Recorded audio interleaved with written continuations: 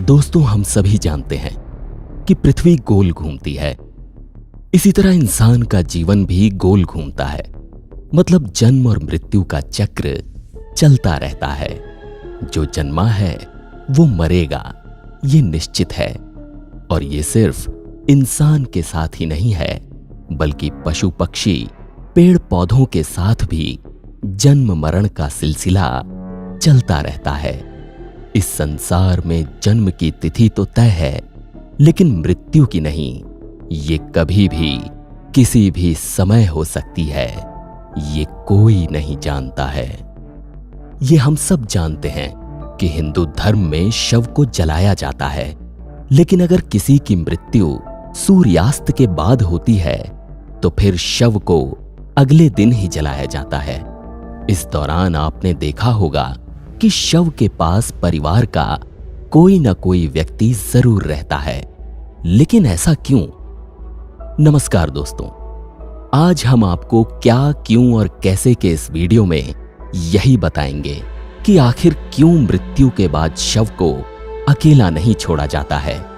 इस वीडियो को अंत तक जरूर देखिएगा, तभी आप जान पाएंगे इस रहस्य का सच।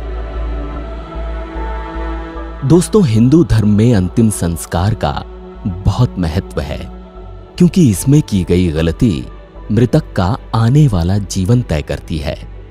व्यक्ति की मृत्यु का समय ही उसके दाह संस्कार का समय निर्धारित करता है। इसका वर्णन गरुड़ पुराण में मिलता है। दोस्तों, अगर किसी व्यक्ति की मृत्यु शाम के समय या रात में हो जाती है तो उसके शव को रात भर घर पर ही रखा जाता है और दूसरे दिन उसका दाह संस्कार किया जाता है। इसके अलावा अगर किसी की मृत्यु पंचक के समय में होती है तो उसका शव भी उस समय तक रखा जाता है जब तक पंचक खत्म ना हो जाए, क्योंकि गरुड़ पुराण में कहा गया है कि अगर किसी की मृत्यु शाम, रात या पंचक काल में होती है तो उसका दाह संस्कार रात में नहीं किया जाता है, क्योंकि ऐसा करने से उस व्यक्ति को अधोगति प्राप्त होती है और वो असुर या पिशाच योनि में जन्म लेता है। इस दौरान चाहे परिस्थिति कैसी भी हो, शव को अकेला नहीं छोड़ा जाता है, क्योंकि ऐसा करने से शव के साथ तो बुरा होता ही है, साथ ही परिवार वालों पर भी मुसीबत का पहाड़ टूट पड़ता है। इसलिए हर पल मृत शरीर के पास कोई ना कोई रहता है। मृत शरीर को अकेला न छोड़ने के पीछे का सबसे बड़ा कारण ये है कि कुत्ते बिल्ली जैसे जानवर आकर शव को नोच ना खाएं।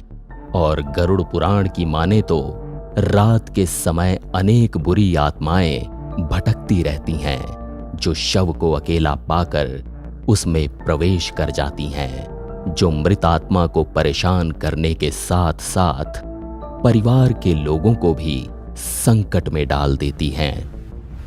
गरुड़ पुराण में विष्णु जी ने बताया है कि मरने के बाद मृतक की आत्मा वहीं शव के आसपास मंडराती रहती है, क्योंकि आत्मा का उस शरीर से बड़ा लगाव होता है और वो फिर अपना वही शरीर पाना चाहती है।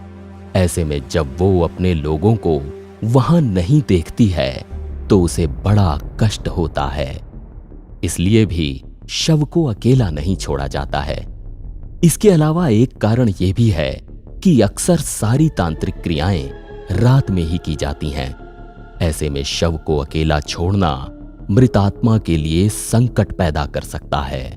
साथ ही शव के पास परिजनों का रहना इसलिए भी जरूरी होता है क्योंकि लाल चींटियां, चींटे या अन्य कीड़े मकोड़े शव को नुकसान पहुंचा सकते हैं।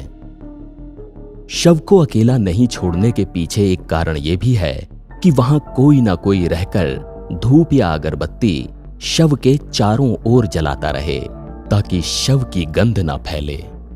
मृत व्यक्ति की आत्मा की मुक्ति के लिए श्राद्ध कर्म पूरे नियम के साथ करें, ताकि उस व्यक्ति को मोक्ष मिल सके। अगर गरुड़ पुराण से जुड़ी जानकारी आपको पसंद आई हो तो इसे ज्यादा से ज्यादा शेयर, लाइक और कमेंट करें।